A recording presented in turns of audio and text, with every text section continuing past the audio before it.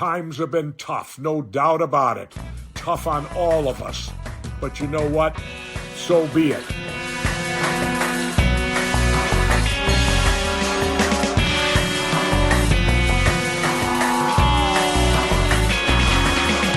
The Workers Club. I love the name.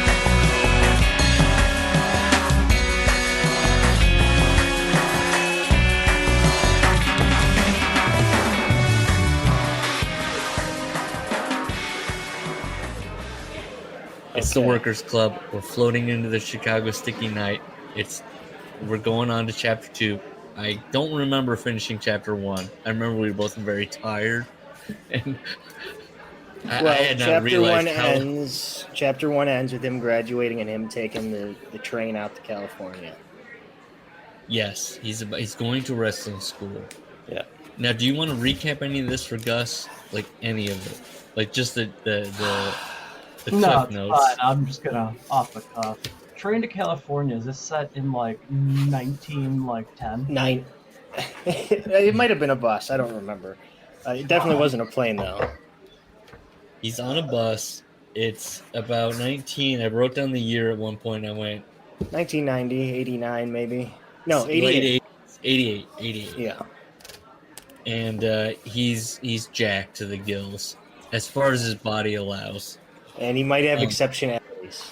Yes, that's something we took away from it, that he has a thing with one of the big themes seems to be this book. Am I real? Am I am I existing? And he's constantly hurting himself to test that out. He's touching himself, he's clawing at himself, he's squeezing himself to make sure that he's real. And now he's going to pursue professional wrestling, which is messing. He loves it. And I think he thinks it's real. By the way, he did take a train. Okay.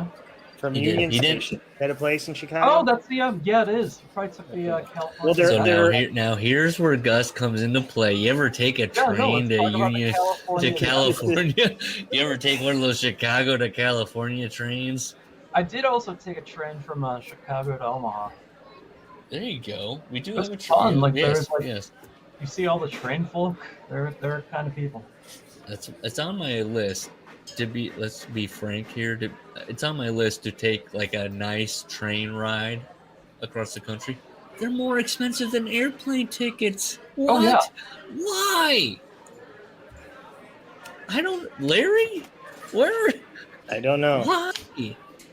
I actually had a friend who wanted to take the train to Colorado, and I let him know it'd be 26 hours on the train. Yeah, it's a romantic experience. I want a nice little room. It's gonna be tight, but but I also want to be able to, there's like a bar and a restaurant, cart. Sure. And then that, you feel a little bit like, all right, okay. Nobody here, I'm guessing, watches the YouTube videos that I do of there's a genre of YouTube where they travel the world. Like that's what the YouTube money goes to. Where they're like, I just traveled one night on Dubai first class. Oh, sure. Yeah. Yes, it's that kind of thing. Or I went around the Europe with the 5-star luxury train. Those things, nobody. Yeah. I haven't watched the train ones, but the train ones are I gotta say, they're fascinating. You ever fall down like a rabbit hole of like British people that are super into trains? No. There's like a whole subgenre. It's fucking wonderful. Wendy's probably on that list. I mean, imagine that he's got him. I will say, my wife does say when I'm watching the train videos, why are we watching this? We're never going to take this trip. Like, and I just want to see what they're serving the food. And Have you ever been on a train, period? I've never been on a train. Okay. I take my child to the museum. We have the Durham Museum here where they have old trains, and then you can like walk through how people used to travel and live. And she loves that.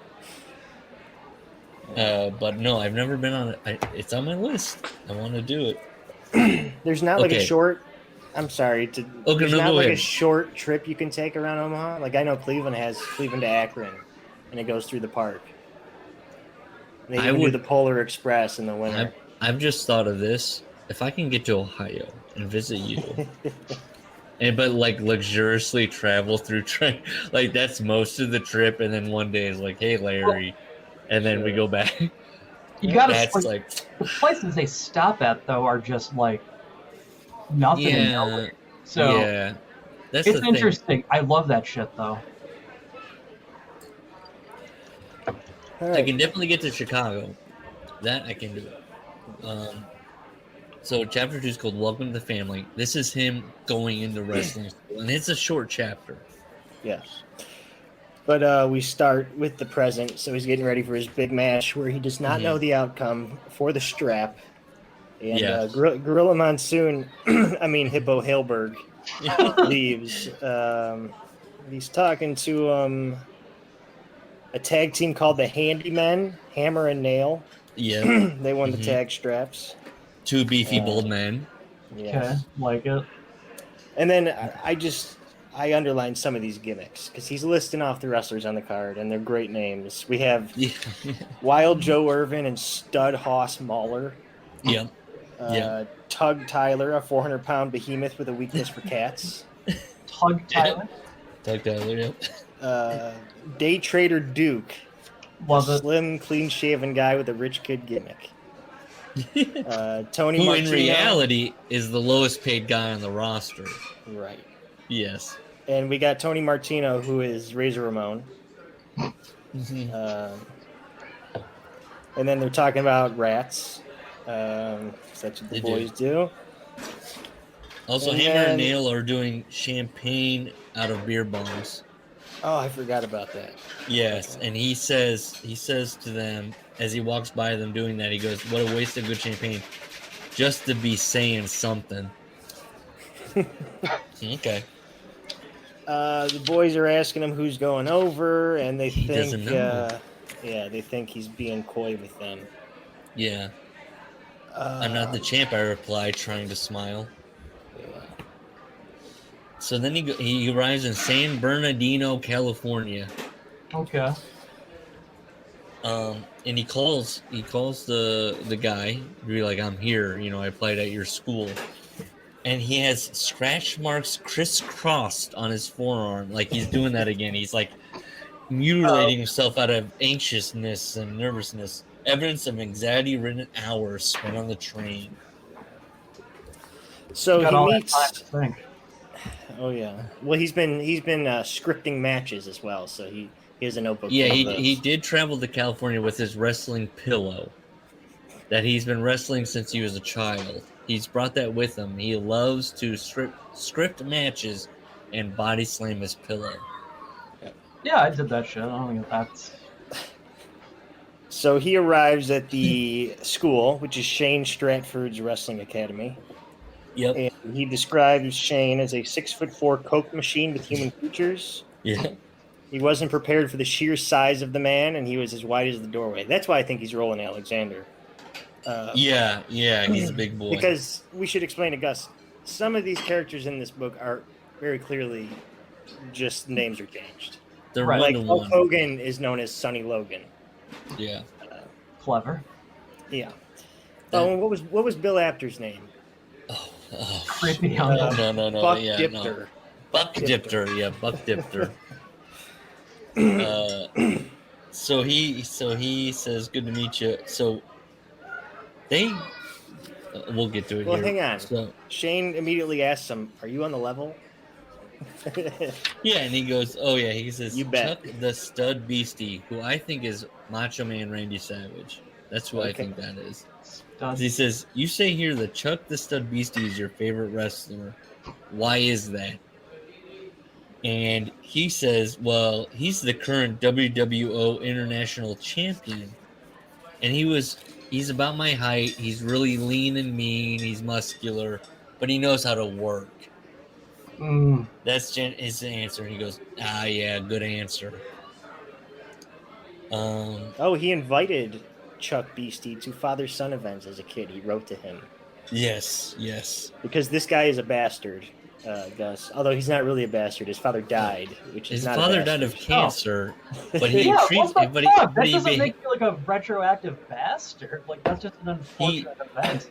there was much discussion in episode 1 of are the pictures of the dad removed. Are they what's going on with this? What's happening in this family where the dad died of cancer, or they were surrounding him as he died, but now they treat him like you were never there. Where were you? Shane now, so he likes that answer about Chuck Beastie. They bring up Chuck Beastie's voice, which made me think also like, oh, Macho Man. And they said he had frizzy black hair. And he Okay. goes, so then Shane brings out a unlabeled brown bottle. Well, first of all, he puts the application for the school back into his sweatpants, Yeah, and then he says, "Let's get going with this Slazam fest." yeah. He starts using what then he says later. I would learn it was an example of quote unquote carny speak, and carny is spelled Carni, which I was like, oh, that's interesting. Let's go on with this Slazam fest. And yes, he takes a whiff of that brown bottle, by the way, because this is going to be very important to the Shane. What's his name? Shane Stratford character. Yes. Is this brown bottle? So he says, first thing you got to do is learn how to fall. So they're training already, first day. It's just the two of them. JR in shambles. JR's crying because they are teaching him how to fall. Yep. And So he said, you gotta tuck your head, otherwise you get a permanent headache. yes, in this crazy business. But that's what painkillers are for. Yeah, I mean it's a lot where he is. How you feeling? How much is he getting paid right now? Nothing? $50 a day. That's how much they training costs. So he's in the hole. Yep. Well, no, you Go tell him. ahead. I'm gonna get some. He inherited. His grandfather dies, Oh. and he inherits $7,000. Correct? Okay, 88. Sorry, I'm gonna have to do And that. and when you read it, you know his grandfather is the architect lord of Chicago, and you're like, Oh, that's Gerald right. We should have Harding, asked. Oh, yeah. where he built everything on the Gold Shore. It's And the so, Gold Coast. If it says the Gold Shore, then this guy is. I'm offended because he's so fucking off base. he says to Shane, "Are you mispronouncing these wizards on purpose?" So he's picking up quick. But again, he pulls out the bottle, and it's a nail polish remover that he's sniffing. Yep. It So says he's nail huffing nail polish polish. remover. It's better than Valium.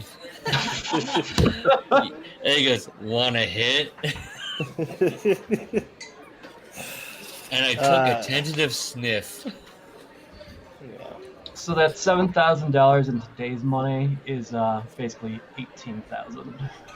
So he's spending $18,000 to be trained to fall down by a guy sniffing nail polish. He's not paying. He's only paying him $50 a day. He's got Fair. that other money banked. Remember, he's paying $450 a month in rent That's right. because he's in Los Angeles, and even then, it was expensive, right? So the first day of training ends. Where do we go from there? They're shooting. He talks about That's right. a shooting. Brutal, bloody, a little shooting. Shooting, I asked. Next couple lessons, he winked, heading for the door. Sweet regimes. But then he sticks around the gym and does some runs the ropes and says he's the heavyweight champ of the world. So we get our little I don't know, And whatever they do, moment. well, then Shane at the end of the chapter, so he's working, he's trying. At the end of the chapter, he falls asleep in the ring, and Shane attacks him while he's sleeping. And I saw that he was still prone, an ecstatic smile now on his face. Pin me! He shouted gleefully. Pin me! Dutifully, I covered him and slapped the mat 3 times. What page That's is that on? shooting. Now what? What page is he? What page are you on? I'm on 54. Oh, okay. Because you passed over. He splits his Oh, okay. forehead open. He gets some color. Oh, that's right. Hardway color. Yeah, they're dinking around, and yeah, that's. Was that accidental, or was that just some like hazing? It was some Bob Holly, Matt Capitelli hazing. Being stiff with them. He learns what being stiff is. I'll be damned if this fucker's gonna split my forehead open and get $50 for it. But he took a hit of the nail polish remover and felt better. Yeah, that's shooting. He said, "Welcome to the Fizzamly." I took a hit, and my forehead felt a little better, so I took another one. He's in on the nail polish. Boom! Chapter 2. So, And what is that? 15 minutes? We're on a roll. with the nail polish, though, sorry, real quick. Yeah. Putting it in a big bottle is not. Why wouldn't you just get like 100 really small bottles? You're getting the same. That is covered. Okay. In the book. Okay. Sorry. You better believe that's covered in the book. Asking the important process. All right. Sorry. Getting it into a little. No, the author will not leave any thread. Yeah, no, not Ben We Peller. discovered yesterday. This is more in depth and more prestige than you think it is. What you got to remember, though, too, is that it was written before 2000, published in 2000 by himself. Who knows? But in 2000, he's writing about like Carney speak. I mean, that's ahead of his time. I would have, like I said, I would have been a young kid being like, "Wow, that's how they talk in this stupid language." 2000 was like before like all the kind of big and major deaths started happening too. So like to be speaking about like huffing nail polish and whatever. I would have ate that shit up. Yeah, no doubt. So, okay, chapter 3, the greatest sport in the world. Mm-hmm. So we're present day again, and we're getting ready for the match. And Tug is the opponent, right? And they're writing down a miniature ring, so he's echoing WrestleMania 3. They're all writing down the ring in miniature rings. Oh, that's right. Okay. Yeah. I completely missed that. So again, they're asking. Tug wants to know if he's going over because neither of them know who's going over. Yeah. They talk about. What were they talking? Oh. So Tug's asking him, "Are you ready for the demands of being champ? Signing autographs, meeting the kids." He's talking about how his hands get sore signing so many autographs, so he just takes a shot of xylocaine to kill the area's nerves, just like Hulk Hogan. Yeah. Just as long as you can work the match. Yeah. And they say because to be a fan is to be a mark. Anyone outside that world is a mark. And Tug says, "Fuck it. The only good thing about winning a strap is it means you're finally getting a push. The fans don't know who to cheer for. They just want a champ." You really believe that? You really believe that? But she says, "I don't know." He backs off immediately. I don't know. These people like actually talk like this, but they probably fucking do, and that's even just another level of like just bullshit. What's real? I guess people kind of think it's time for some new blood. Someone who really wants it. Okay, thank you. He's off to his match to win the world title. The guy's like, I don't know. So we're back to training. It's been a couple weeks. And he said, we get into the language. He says, Shane filled me in on the language he'd been using when he would say things like Bizzotti Slam. Yeah, Bizzotti Slam. This variation of Pigland involved inserting E's into a lot of things. Okay, and then I just like some of the terminology. If you were victorious in a match, you went over in italics. If you pinned, you merely did a job. And then this was curious. A draw was referred to as a Broadway because it enabled both wrestlers to move up in fans' estimations. Yeah. I don't know. That's why it's called a Broadway. I have here unconscious He's Abbott. Then I have explaining where he explains just wrestling, I think. Yeah, this Marty chapter is a Madman lot of the. Marty Madman McWalski. I have that highlighted. Dropkick spot. Well, it's a guy Shane Yeah. worked with, and he's telling Marty stories about Jannetty. working with him, and that every match they would have with each other would go 13 minutes and 24 seconds because it was so planned out. Mm.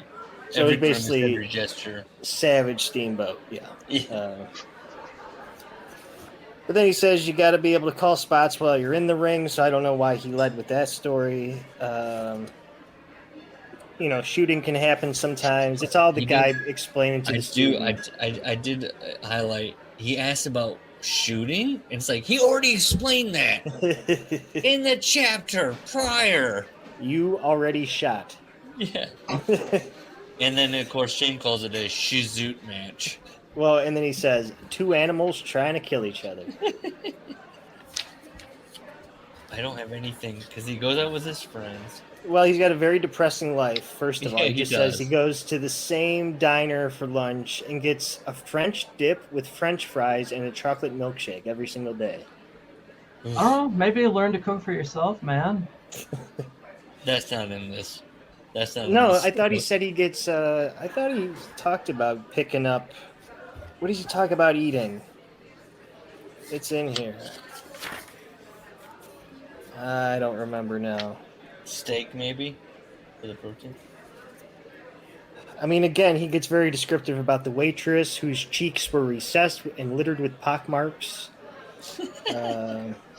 What are they wearing over there? He would go to the library and pick up some art books because our boy likes to draw. Oh yeah, the art books is a major thing. Like to draw. It's a major thing where he rents or borrows from the library art books, but he never looks at them. He never opens them. They're just there.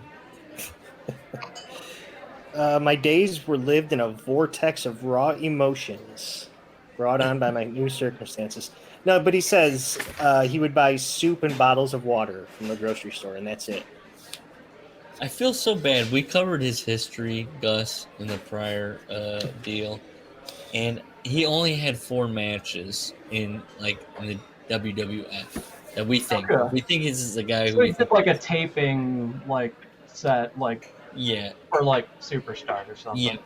Yeah, and so for him to be like, oh man, this and that and the other thing, it's like he really was run through the ringer for a small amount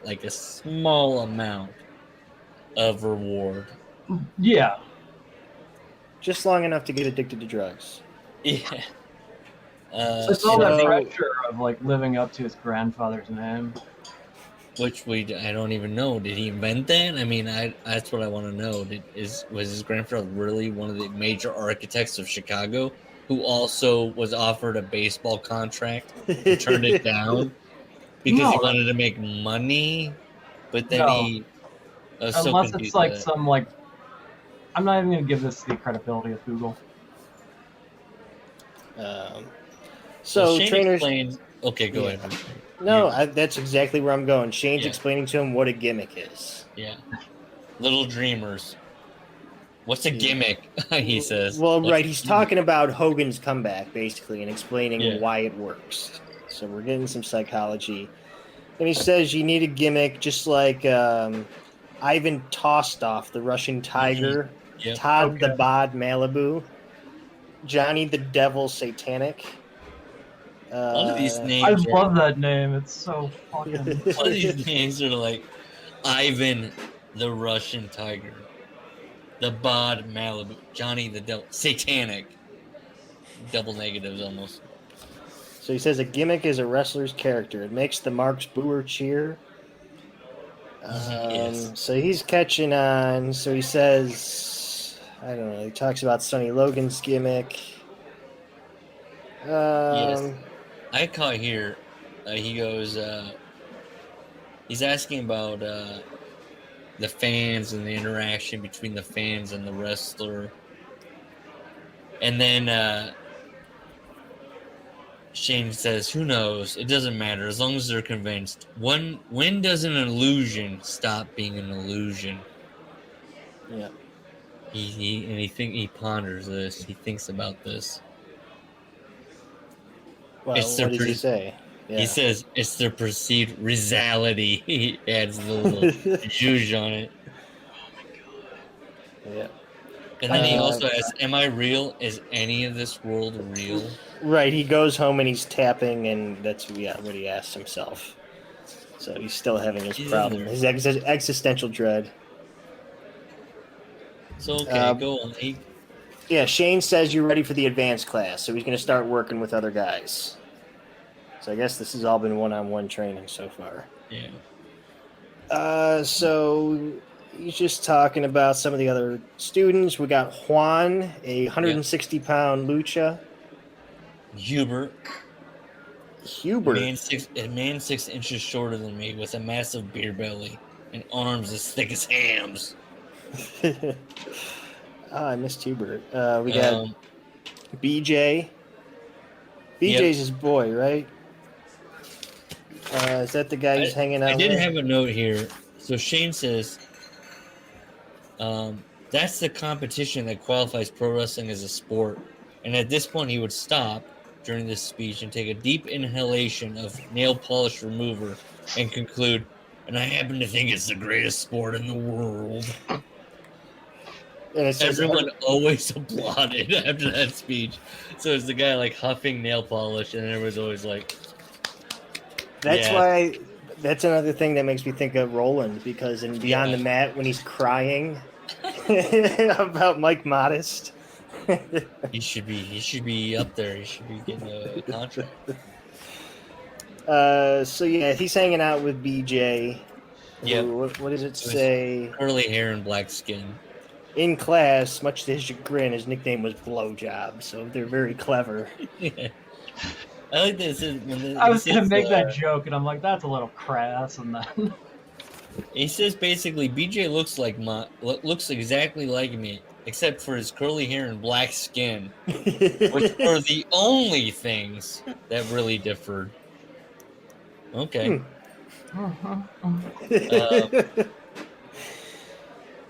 We get a little BJ backstory. Who cares? Yeah. He talks about his dad, though, that works 60 hours a week, and he goes, growing up with 3 sisters, imagine that. And then he rolls his eyes. Well, and the dad was a limo driver. Yeah, he was killing himself. Why are you rolling your eyes? Like, ugh, what are you going to do? But his dad drove the $1 billion baby, Ricky Witherspoon. And, I think I know what that is. BJ, Dad thought that was pretty cool, but BJ thought it'd be cooler to be driven rather than the dad. So he's dissing his dad. Some deep shit, man. Right there. Working 60 hours and you're shitting all over him. Yeah. And then go ahead. Yes, the BJ, who is a black man, had a unique rule he followed whenever he was in the ring. He would never deliver a headbutt. It was a staple in pro wrestling that any African American or Samoan wrestler would possess a devastating headbutt, because of the racist notion that their heads had to be harder to protect their weak minds. 3 inches thick, I believe, is what Jesse Ventura said. BJ's not doing that. He's over it. Yeah. And then Shane at one point says here, as they're talking, if the WWO offered you a contract on the condition you go out as Hard Hat Mac or something, you'd sign Quick Earn is a Hazor Swallows. The amount of hurdles they gotta go to, like, at that point, yeah, it's just gibberish. It's like, Ruddy, just say what you're trying to say. Well, BJ is a Blizak biz. Yes. So, and then they talk. BJ notices his tick, and he asks him, "Why are you touching yourself?" Yeah, you touch yourself. And he puts in italics all in one sentence. Is this body real? And then he does double spaces. If its skin was cut, would it bleed? I mean, it's wild. Yeah. He's getting in there. That's like Papa Roach shit. He actually probably just stole the idea from Papa Roach.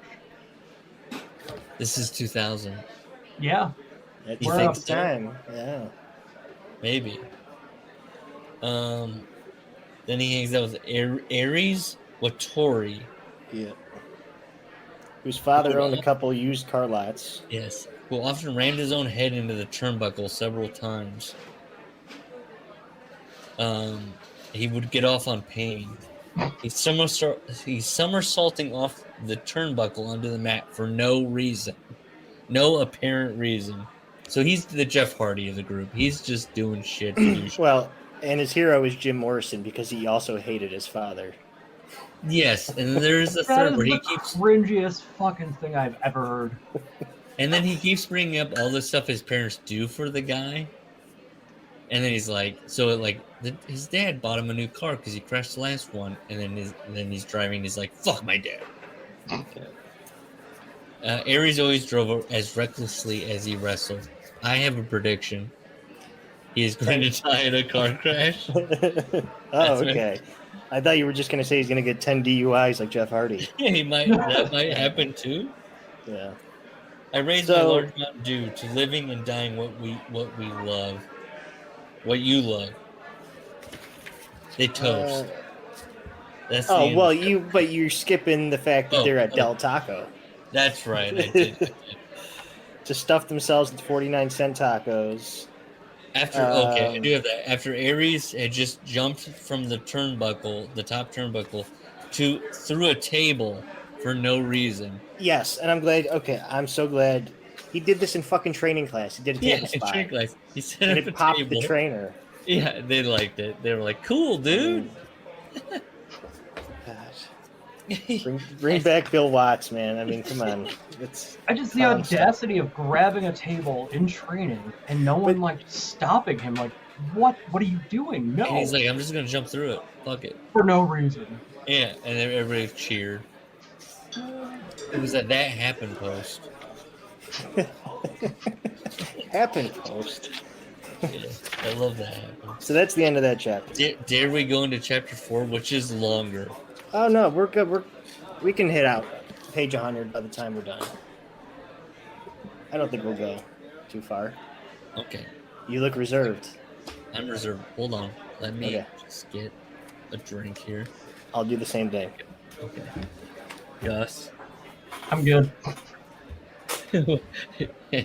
Yeah, you are. I'm good. I'm good.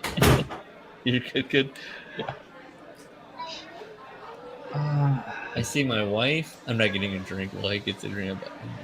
My wife's got the towel on her head. You hear all that? Yeah. Chaos. They're having fun. They both took a bath.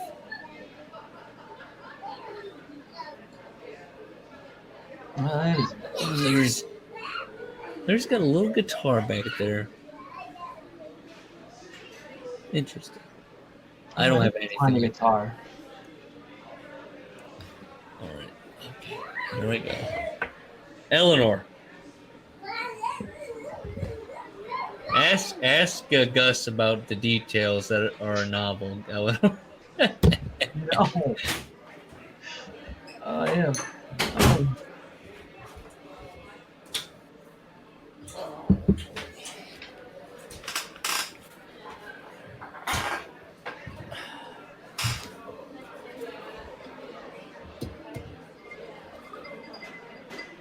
Say goodnight to me.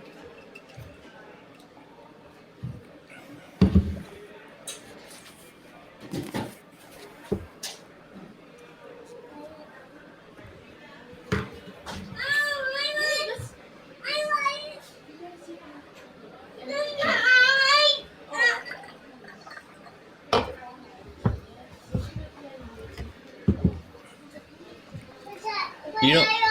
Hey, Eleanor, you don't have to say goodnight to me. It's okay. Larry's shaking his head. Gus isn't. They're over it. Larry's like, this is more I gotta edit. I gotta clip this out now. Great. Yeah. Terrific. All right. Oh, you hear my Wow, that's wife? Sorry, we're living. And everyone says she's sweet. yeah. Steven gets her on record. I'm Not put with off by that. Larry. I'll say.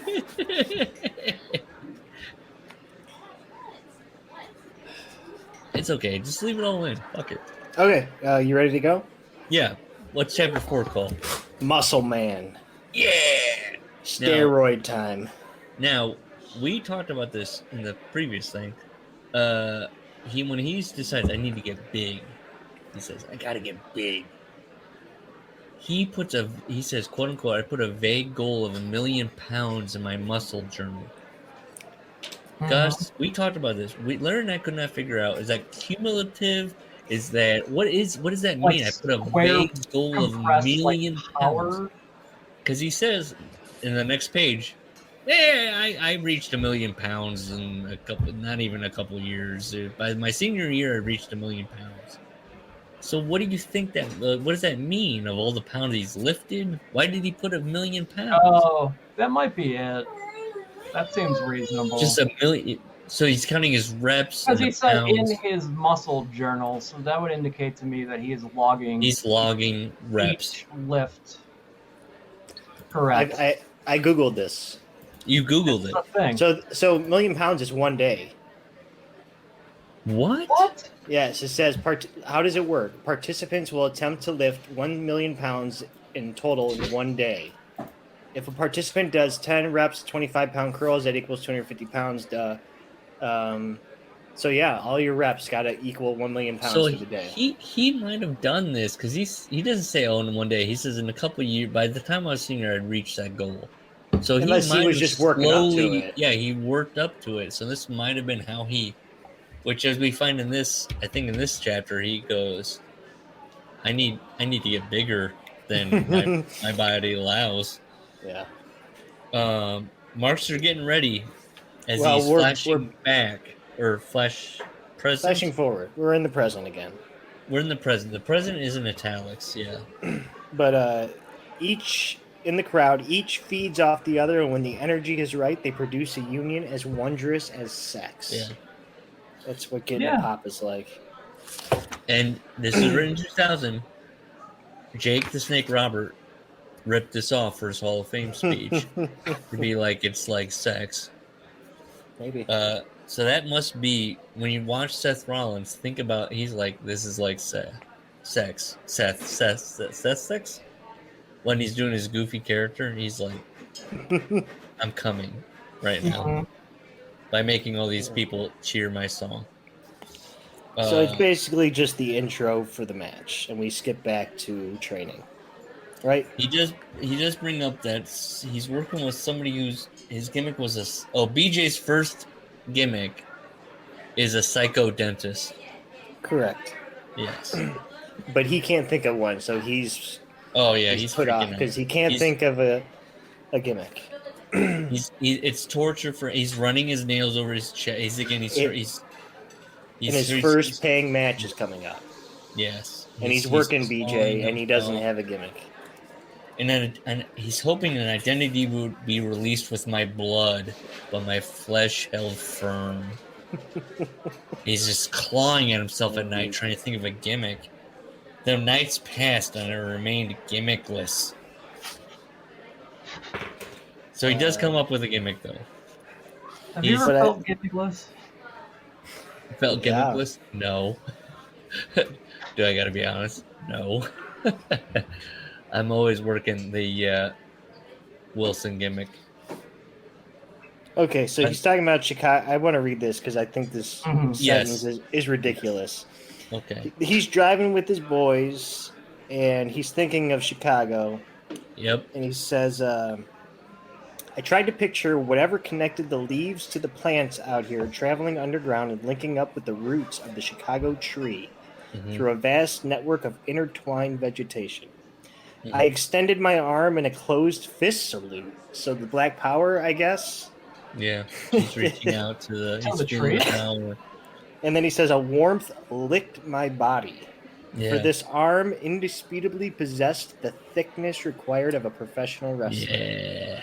I kissed the rounded head of its right bicep. BJ laughed, and he said, tonight's the night, boys. I'm muscular Mike Maple. Triple M. So he names himself after trees, He's which 3M. he says in this, oh, the trees are waving hello to me in my wrestling career, as opposed to when they were waving goodbye when I left Chicago, and I had to like flip back. And I went back, and he does say the trees waving goodbye to me, you know, outside the party with his high school friends. Wow, look at that. Look, this is when you read this, I was like, I know what you're talking about because this is him again. Like he's trying, he's like putting pen to paper, and he's like, I'm fucking writing here, boys. Yeah. He also calls himself, I flexed my neck in the rearview mirror. I'm fucking immortal. He found a gimmick at last. So they're going to their first show, and they arrive 2 hours before the show. It must be like Bret Hart. And they found the promoter of the show in the backstage, ferociously guzzling from a bottle of beer, wearing a Harley Davidson T-shirt. Yeah, cool. And he greets him with a limp handshake. I'm sorry, I need to know. Maybe you can help me out here on this. He looks like a popsicle with 4 sticks. What? Nope. I don't. I was like, I really spent time. I was like this. Oh, I get that. Like, well, he's somebody like he would look like Paul Bear, I think, but skinnier. I really was on the 4 sticks things. I was like, I think it's more like a beer belly because he says. You just think he looks like a big boy with little legs.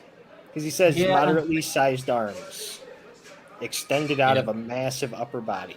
Yeah, he does say with a limp grip, the standard parentheses, the standard pro wrestler greeting indicating you didn't work stiff in parentheses. Steven Winters. I think this is your, what's his name? The promoter from the Beyond the Mat. Roland? I think this is Well, but Roland. then he's, okay, maybe. But he says, the stupid little backstory, again, doesn't matter.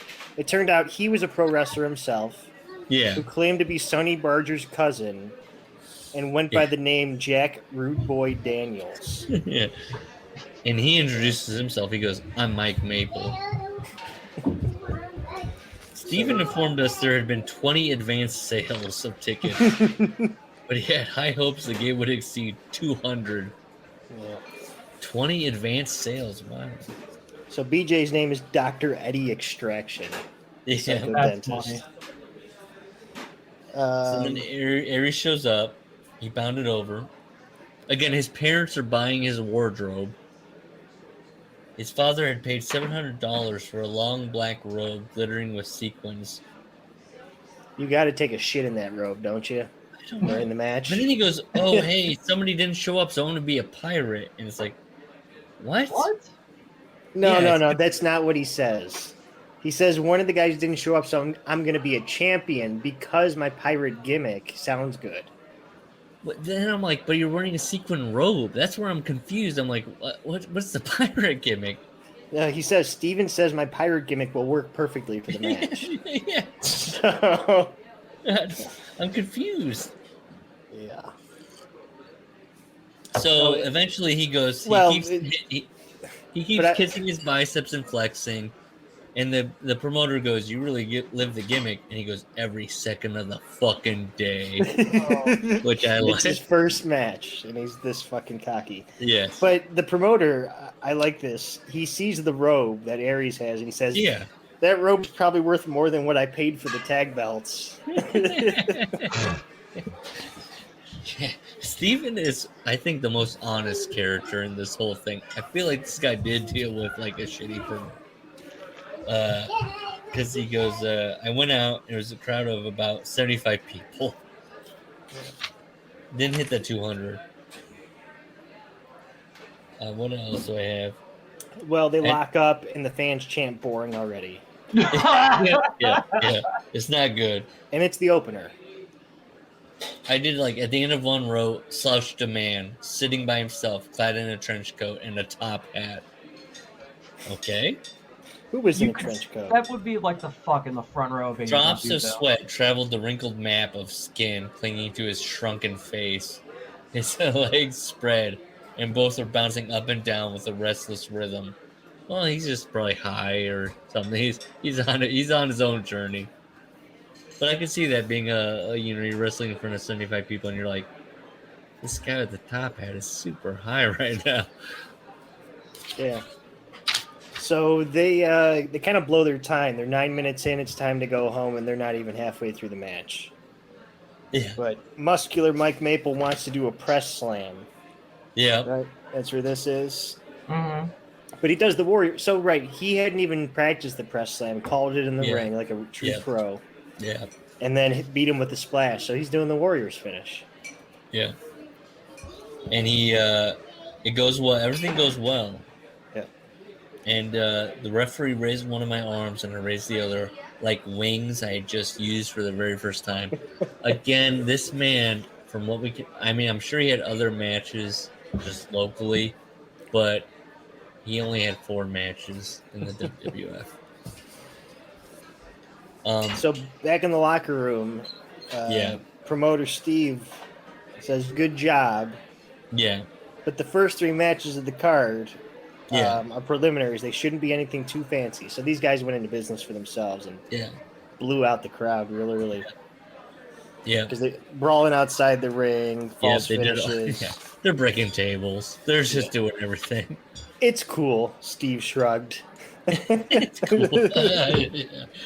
It's cool. That's cool, man. But you should still kind of know this stuff. And it's like, this is our first match, bro. Yeah. Later, Steve laughs and hiccups because he's drunk. He's a piece of shit. Well, there was this one manager who used to work in the South. He's in the big leagues now. He said you're still a mark until your 100th match. And then I wrote, Cornette? Is that who he's talking about? Yeah. Maybe. And then Steven belched again. This was my 85th match tonight. That should be told. Steven is putting himself over. He is the champion of his own promotion. He's putting himself over. And to his own description, he is not even a professional.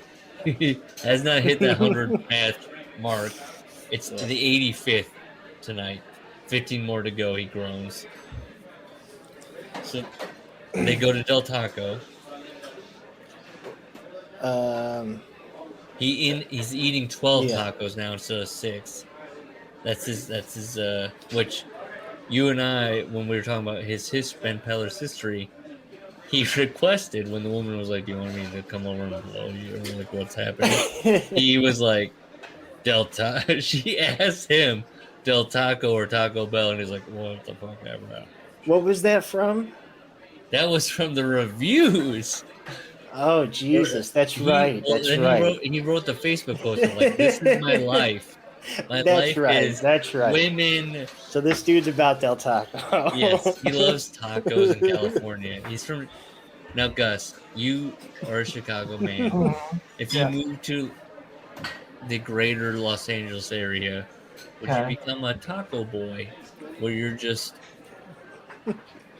calling women and going, "Hey, bring over tacos, and we're gonna do the dirty dance."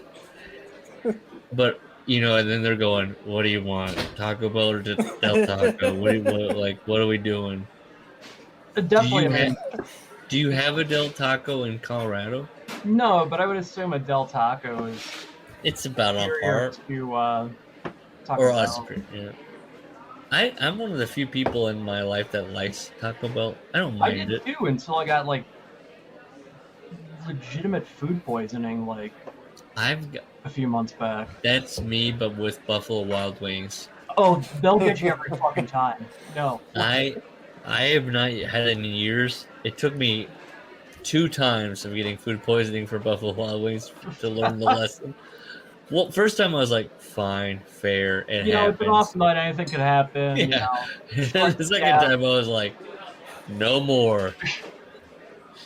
You got me. Yeah. So he's eating Del Taco. And he's comparing his muscles to BJ. The black man. Yeah. Because his aren't as big as BJ's. Yes. But I thought they were the same except for their hair and the hair and their skin color. Yes. Well, BJ's muscles came in levels. Mine were large but one-dimensional. Yeah. I don't know what that means. So BJ's like Bobby Lashley right now. That's what I'm picturing. And Michael is sitting there like, hey, like Jeff Hardy, like, hey, boy. Roids, I asked. He nodded. Fucking A, he confirmed. Yeah, man. He affirmed, I'm sorry. And so so BJ says, we got to go to Tijuana, baby. Yeah. TJ. He says you go over by him, get drunk, and walk back through the border, just like any other college schmuck down there for the weekend. Yep. Only difference is we got roids stuffed in our crotches. Yeah. And when they go to the guy, the lone clerk behind the counter looks up and goes, Anabolica! He cried. Anabolica! He cried. Anabolica, BJ says back. Ash, can you edit out that bark and my dog bothering me? Sure. Okay. This is my favorite line so far, the first 100 pages. Because it's almost romantic the way I see it in my head. He says, we wound up buying so much that the clerk threw in a few extra bottles for free. He smiled and nodded while watching BJ and I shove tiny blue bottles of Diana Ball and vials of testosterone into our pants. You two, says the clerk. Oh, boys will be boys. My conclusion had been that athletes who took these potentially dangerous drugs were risking their lives. He also says, after he says you too, he goes, be gigantic, he proclaimed while we exited up. Be gigantic. So then they're doing it. He goes, they're drinking their Dos Equis. Mm-hmm. And he goes, steroids are bad for the liver. We probably shouldn't be drinking. And BJ goes, BJ waves it away. He goes, just this once. Won't hurt us. You've been huffing nail polish remover. Yeah. So he looks around and he goes, is the sun setting or is it rising? Which is a callback to his mother. Larry sighs. Dos cervezas, he called. Oh, no. And then BJ whooped. Everybody in the business takes him, Doc. He's patting his crotch, and he goes, and everybody parties hard, too. And ain't nobody dropped dead yet. Dun. And he could so he's taking steroids. I could already feel my muscles growing. Oh, yeah. R.I.P. Billy Graham. Did it happen? No, I don't know, but I remember Billy Graham saying that you could lay in bed and feel yourself stretch. Oh. But I love this. So they're talking to each other at the bar, getting ready to walk back, and he says, what good was fate if you didn't tempt it? Die young, I said. Yeah. Die huge. Oh, man. If Meltzer's reading this, like I said, he's just like, yes. Die young. Die young, I also die had that huge. Die young, die huge. I have that highlighted. Fuck that, BJ laughed, touching his beer bottle with mine. Live forever. That's not how this goes. No. No. He makes an answering machine message. Sorry, the answering machine message. Oh yeah. This is muscular Mike Maple. I'm probably at the gym or in the ring. So leave your name and number and I'll get back to you whenever I can. Stay pumped. Stay pumped. God, that's a whole thing that's not even a thing anymore. I like to, he goes, BJ and I worked out with the discipline of monks and the fury of savages. And then next paragraph, steroids definitely worked, period. 3 weeks into my cycle, I wouldn't leave my apartment without posing in the full-length mirror. Oh, yeah, he's in it. Mm-hmm. He's got the sickness. And he goes, he works with Aries. Aries broke his leg. Ultimate job. Yeah, that's where I'm at. He goes, because Aries is being himself and blah, blah, blah. And he goes, The death. Aries sneeringly referred to it one afternoon as the ultimate job, death. That's poetic. So Shane is talking to them again.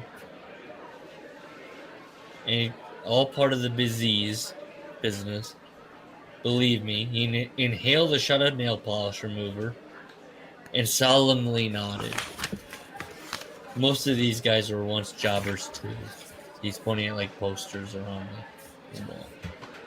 Well, hang on, because there's this weird side story. Okay. So he's talking about how Aries broke his leg, and people are shocked that wrestlers actually endure real injuries. But I thought that stuff was fake, they say. And then he says one wrestler in a promotion up in Canada was shoved off the top of a steel cage and fell 15 feet onto the announcer's table and was broken in half with God as my witness. Now, that last part wasn't in there, but and it says he cracked 3 ribs, dislocated his shoulder. There hadn't been any mistake. He simply told his opponent before the match, shove me off the top of the cage and let's see what happens. Now that fits for 98. That's Mick Foley's story. I mean, he Not also in Canada. So during all this is where we get into, and Gus is excited about this, how he gets the nail polish into the Shane opened a drawer and removed a gallon jug with a label identifying it as high grade nail polish remover. And then he's talking to him, and then he, basically takes a straw into the big gallon, and then he does that thing, he does the old gasoline, fuel it into the little bottle. Oh, yeah, like the siphoning or snowballing thing. It. He also says, once a jobber, always a jobber. We used to seize. He talks about like some kind of like hardcore match. Well, maybe? but like you should say why he's saying that, because the WWO is coming to town and they want Mike and BJ to job. Yeah. To be jobbers. And he says, I tell the other guys jobbing is something good, but you guys might actually make it. So if you do the job matches, they'll always see you as jobbers. Yeah. He also says it was like watching a deranged episode of MacGyver, which I was like, confused. But he asks them, he looks at BJ and young Michael, and he goes, you guys are on the Jesus, right? And they're like, okay. And they go, yeah. Cool, bro. And he tells them, I might get you jobs with the Southern Wrestling Association. They promote in the Mid-South area. But I got to warn you, it's a tough region. So, coming off the top rope. They agree. And then what happens here? They get introduced to Somas.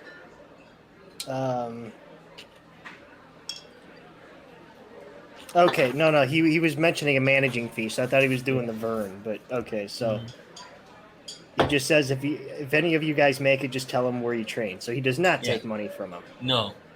Yeah. He says you're gonna be getting your brains beat up for $40 a Nezite. I mean, this guy's constantly. It's like the Hogan thing on like steroids. That's on steroids. So he says a few weeks later he dislocated his shoulder at the San Bernardino Arena. Yeah. How's he wrestling in a place that big? I don't know. Mike Mabel used to show the pain didn't affect him. But the promoter or the trainer, it's the promoter, Steven Jack Daniels. He came up to him and gave him a couple of Soma because he knew he was hurt. What are they? Soma sounds like some good bud. He spilled 2 pills into my palm. Yeah. And he makes the classic mistake. He doesn't think they work. He's like, they don't work. He poured 3 more into my hand. I downed these with a swallow of beer. Still didn't work, and he took 2 more. Yep. I swear, I must have a high tolerance. I don't feel a damn thing. Took 2 more. And then he's face BJ first. says, you're fucked up. You are fucked up. He's man. at Denny's, face first in the Grand Slam. I'm fine, I slurred. drool was leaking down my chin. I'm telling you, if I read this book as a kid, I'd be like, I gotta get on Somos. This sounds cool. And of course, a fan season. Yeah. And he does the like inverse. This is where I'm like, did he write a good book? He does the inverse of like the him meeting Hulk Hogan, where it's like, hey brother. It's him being like on someone being like, hey, here you go, kid. I don't remember this. My hand jerked across the napkin. To Devin, pass. Muscular Mike Maple. I looked at the napkin and saw that Muscular was the only collection of jumbled symbols that resembled an actual. So he's high, and he's where's it? Says he heads into a blackout and wakes up in his apartment. Oh yeah. His heart was still railing with an angry irregularity. He does say here, I was capable of handling Soma anytime there was some pain to kill. To prove this to myself, I ended up trading Steve 100 Diana Ball for 200 Soma. Hell yeah. This is where I'm like, hell yeah, dude. Yeah. You're in it. 2 months into the business and he's fucking... Yeah. And I easily fell into a pattern of 4 Soma a day. There you go. I love it. So he calls his mom. She's not into it still. He's like, she was calling him to check up because he hasn't even been calling her. Oh, that's right. He does a thing where he's not checking up on people. And he says, I've gotten bigger. And she can't believe it. And they don't like that. Yeah. And he tells her his name, Muscular Mike. She doesn't like that. She doesn't like anything. No. They put the Christmas tree up in the loop already. When are you going to come down? And he said, I ain't coming to Chicago. And then where's Gus on this? I know. Is there a Christmas tree in the loop? I don't know. So you finished for... So on page 100, I have highlighted, a deep regret gripped me. I flexed my arms angrily. So he's like, oh. Out of anger, he's going to be like, oh. Yeah. Okay. The muscles in my legs expanded as I urged them to life. Yeah. I hopped out of bed, flexed in the mirror, and hopped out of... I didn't stop until I could... Okay, so he's flexing. And he says he's going to screen his calls from now on. So fuck mom. Yeah. He's over it. So that's where I ended. Okay, so you can recap me for 10 pages. Yeah, I don't mind. Here we go.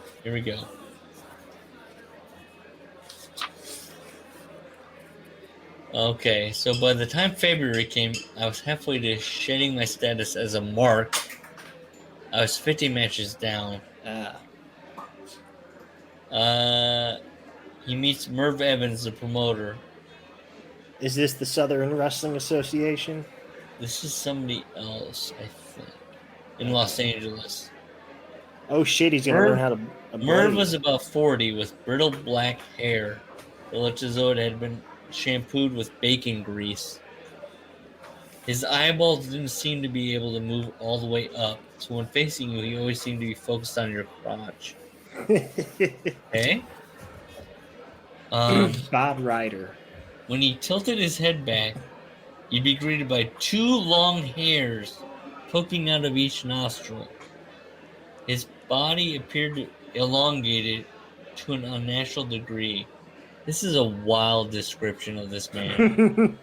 He's got greasy hair. He's got like 2 long hairs. And he's like tall as well, possibly. He was a starving ferret, I thought. So they go into a match. BJ, they're talking about it, and he goes, they ask how much could they be paid more, and Merv says juice. You got a juice. And then kind of juice. Juice meant blood. That's what he writes. Juice meant blood. A veteran named Hal Duncan, known to wrestling fans as Al the landlord Hoover was also on the card that night. What kind of gimmick is that? He doesn't go into it, but then he teaches him, like, put the razor, he tucks it in. He places a small razor blade in his index finger and he wraps it. And then they go, hey, you should go on aspirin. Hal winks, the pro winks. It'll thin out your blood, so you won't have to cut too deep to bleed. Then BJ pops a pill. Yeah, he's into it.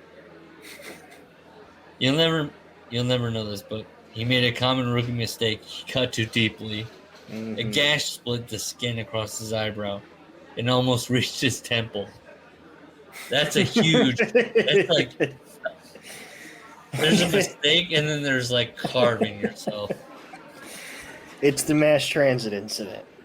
The cheers soared passionately, and the knots in my stomach eased as I pushed BJ back into the ring. I heard a chant go up, "May pull, May pull." And then he puffed his cheeks out and tried to get the blood to really flow. Yeah.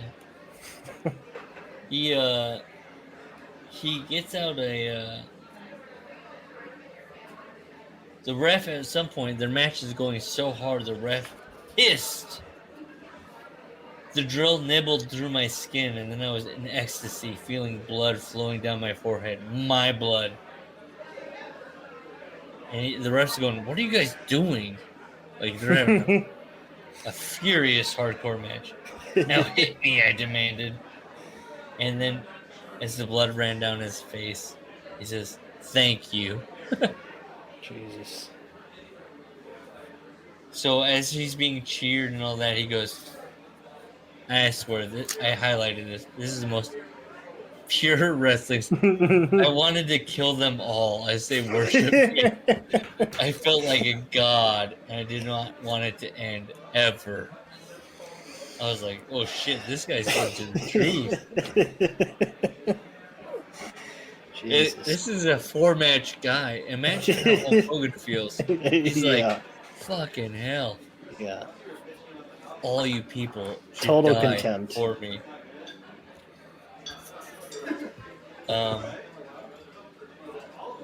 So then he wants a payday, and the Merv is Merv takes off his shoe and unleashes a foul odor into the air. But he has no money. Fuck all that, he says. I'm checking his job. So it's one of those things. He removes a mildly soggy envelope. Oh, Jesus. And then he says, don't double juice. Somebody says that to them. Don't double juice. What are you, a mark? To which, after all this shenanigans, where he's like, hey, we juiced, we put on a show, let's get paid. The guy's getting the run around. He goes, trim your nose hairs. Oh. His first night in the territory, and he's criticizing the booker. Yeah. And the guy's like, oh, shit. And then somebody goes up to him and goes, hey, by the way, this guy never pays anybody. We call it pulling a Merv. Why are they there? Yeah, that's what I thought. I was like, why do you guys work for him? If that's like, if he's known not to pay people to the point that it's a saying, why are you here? Let's see here. I bled for you, I lied uneasily, focusing on his eyes that shone against the bleak light of the car's interior. I noticed it was a strange relief that his irises displayed this distinctly richer shade of green than my own. That would have been hilarious. Why are we talking about the eye color of this promoter? Oh, that's who he's... Okay, I gotcha. Basically, they go, why did I bleed for this guy if he doesn't care? I sat paralyzed except for my tense biceps. The wound on my head was still offering reassuring throbs. The cut was real, and muscular Mike Maple was real. I was real. So he's achieved that. And what else? Blading has proved that he's real. And he says, but that mosquito I had so easily killed years ago had been real too. So I shouldn't have criticized this fucking mosquito story. And he placed his hand over BJ's hand.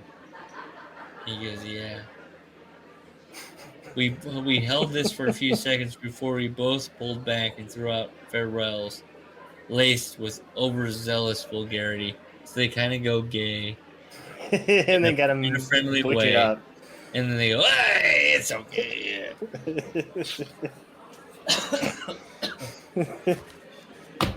We got through 2 chapters in an hour and 9 minutes.